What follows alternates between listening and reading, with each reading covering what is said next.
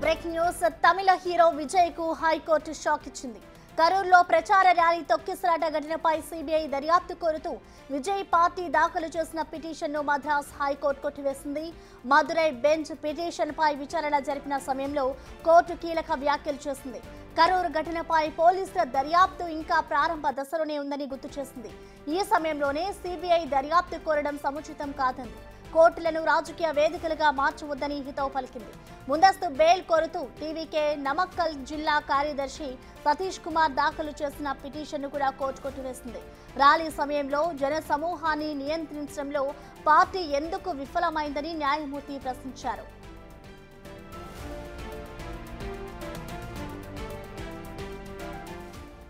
ఇదే అంశంపై సిబిఐ దర్యాప్తు కోరుతూ బీజేపీ న్యాయవాది జిఎస్ మణి దాఖలు చేసిన పిటిషన్ను కూడా కోర్టు కొట్టివేసింది. భవిష్యత్తులో నిర్వహించే బహిరంగ సభలు, సమావేశాల్లో తాగునీరు, పారిశుద్ధ్య సౌకర్యాలు, అంబులెన్స్ సేవలు వంటి ప్రాథమిక సౌకర్యాలను తప్పనిసరిగా ఏర్పాటు చేయాలని పేర్కొంది. ప్రజల ప్రాణాల రక్షణకు తొలి ప్రాధాన్యం ఇవ్వాలని సూచించింది.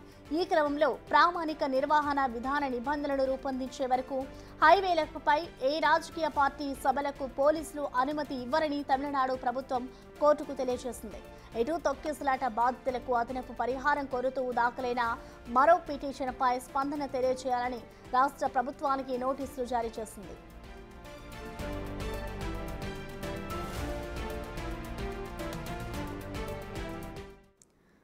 ఇక ఈ పిటిషన్ కి సంబంధించిన పూర్తి డీటెయిల్స్ ని మా ప్రతినిధి దామోదర్ అందిస్తారు. దామోదర్, చెప్పండి, ఇటు ఏదైతే విజయ్ పార్టీకి సంబంధించి మన తొక్కిసలాట జరిగిందో దీనిపై అయితే ఇప్పుడు హైకోర్టు వాళ్ళు వేసిన పిటిషన్ ని కొట్టివేసింది.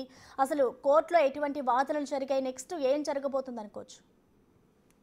27వ తేదీ సెప్టెంబర్ 27వ తేదీ కరూర్లో జరిగిన టీవీకే అధినేత విజయ్ యొక్క ర్యాలీలో 41 మంది మృతి చెందారు. మరో 25 మంది సైతం తీవ్రంగా గాయపడి ఆసుపత్రిలో చికిత్స పొందుతున్న పరిస్థితి. ఈ నేపథ్యంలో ఈ కేసును సిబిఐకి అప్పగించాలంటూ ఇటు ఏదైతే టీవీకే పార్టీతో పాటు బీజేపీ కూడా హైకోర్టులో తమిళనాడు హైకోర్టులో ఫిల్ దాఖలు చేస్తే దాన్ని ఈ రోజు హైకోర్టు జస్టిస్ సెంథిల్ దీన్ని తోసిపుచ్చారు. ఈ సందర్భంగా ఏదైతే టీవీకే కార్యనిర్వాహక కార్యదర్శి అయిన సతీష్ కుమార్ యొక్క బెయిల్ పిటిషన్ కూడా ఆయన తోసిపుచ్చారు. ఈ నేపథ్యంలో జడ్జి ఆసక్తికరమైన వ్యాఖ్యలు చేశారు. ముఖ్యంగా సమావేశాలు, బహిరంగ రోడ్ షోలు నిర్వహించేటప్పుడు దానికి తగ్గట్టుగా నిర్లక్ష్యంగా వ్యవహరించడం తగదు. ఈ విధంగా సామాన్యుల ప్రాణాలతో ఆడుకోవడం కూడా తగదని కూడా హెచ్చరించారు.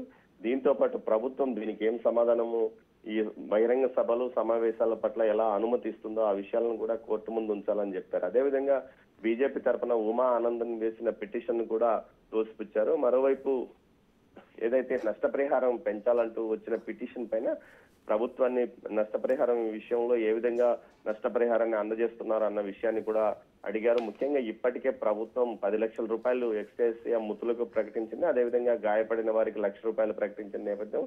అయితే టీవీకే పార్టీ అధినేత విజయ్ కూడా చనిపోయిన ఒక్కొక్కరికి 20 లక్షల రూపాయలతో పాటు గాయపడిన వారికి ₹2 లక్షల ఎక్స్గ్రేషియా ఇవ్వడానికి ప్రకటించారు. అదేవిధంగా కాంగ్రెస్ పార్టీ బాధితులందరికీ ₹1,25,00,000 ప్రకటించింది. కేంద్ర ప్రభుత్వం కూడా ఎక్స్గ్రేషియా ₹2 లక్షల మరణించిన వారికి, అదేవిధంగా గాయపడ్డ వారికి ₹50 లక్షల ఇప్పటికే ప్రకటించిన నేపథ్యం. ఈ నేపథ్యంలో చనిపోయిన వారి కుటుంబాలకు మరింతగా ఎక్స్గ్రేషియా పెంచాలంటూ కూడా కోర్టులో ఫిల్ దాఖలైన పరిస్థితి. దీంతో పాటు టీవీకే పార్టీ క్యాడర్ పైన పెద్ద ఎత్తున కేసులు కూడా నమోదయ్యాయి.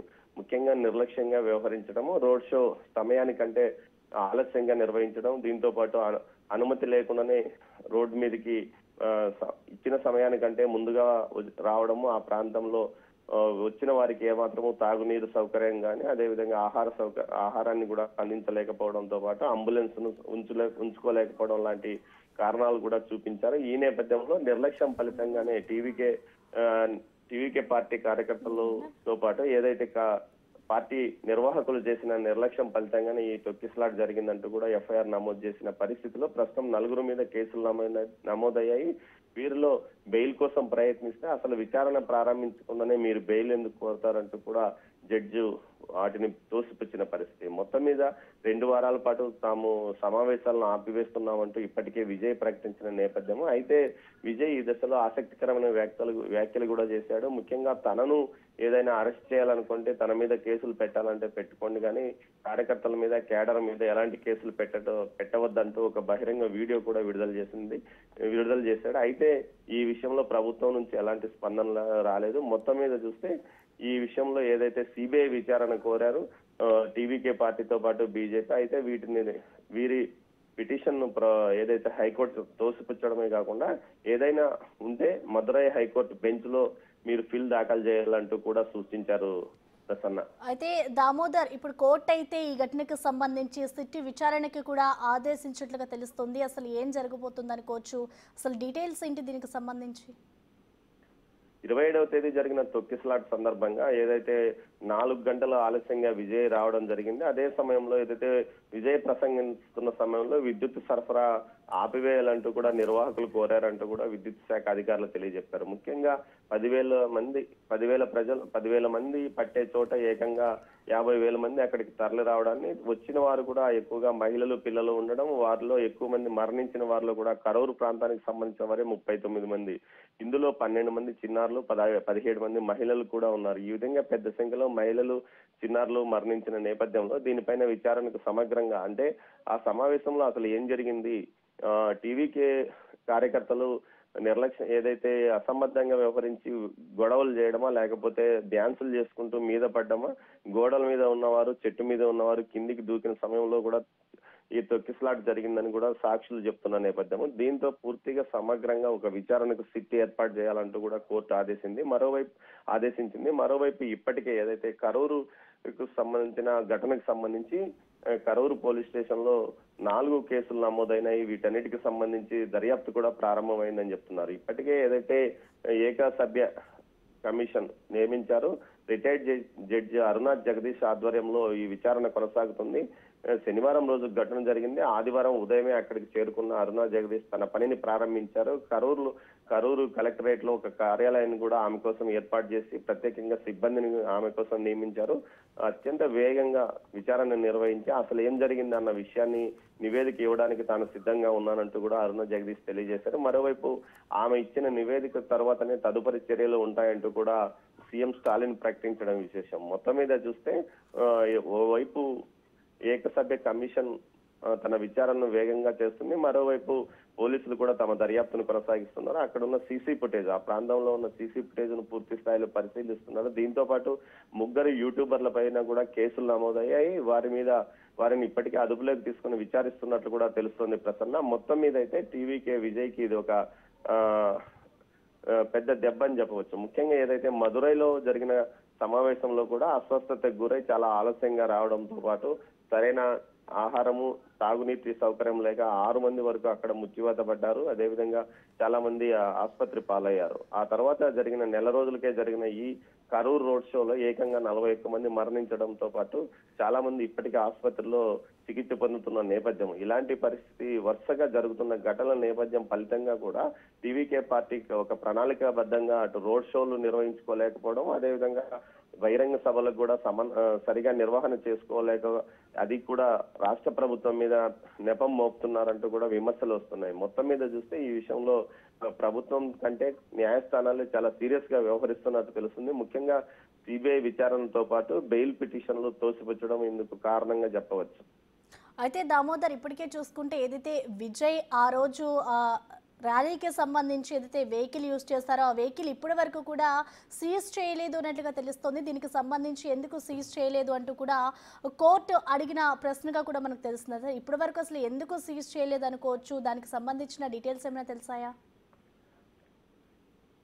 ప్రసన్న, ఆ రోజు జరిగిన పరిణామాల నేపథ్యంలో పూర్తి స్థాయిలో అటు పోలీసు బృందాలు కానీ, అటు వైద్య బృందాలు, మిగతా ఫైర్ సిబ్బంది మొత్తం అందరూ రంగంలోకి దిగి వారిని అక్కడి నుంచి తరలించడానికి చాలా కష్టపడాల్సి వచ్చింది. ముఖ్యంగా ఇరుకు ప్రదేశం కావడము, జనసమర్థం ఎక్కువగా ఉండము, నివాస గృహాల మధ్యలో రోడ్ షో నిర్వహించిన నేపథ్యంలో ఆ తర్వాత ఆ వెహికల్ విషయం ఏదైతే ఆ వెహికల్ ను సీజ్ చేయాలని పోలీసులు కు ఆదేశాలు ఉన్నప్పటికీ మొత్తం ఈ ఏదైతే కేసు విషయం మీద పూర్తి స్థాయిలో దర్యాప్తు చేస్తున్నామో ఆ తర్వాత వెహికల్ ను సీజ్ చేస్తామని చెప్తున్నారు.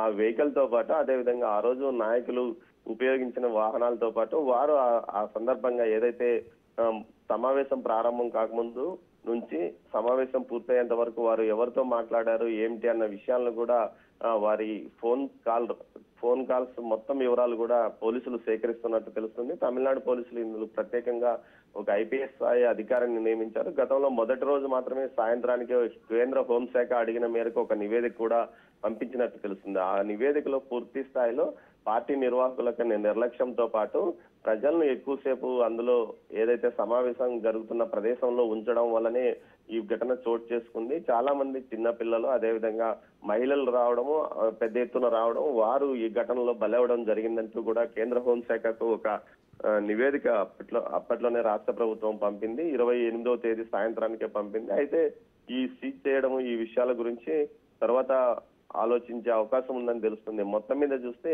టీవీకే పార్టీకి మాత్రం హైకోర్టులో ఎదురు దెబ్బ తగిలిందని చెప్పవచ్చు ప్రసన్న.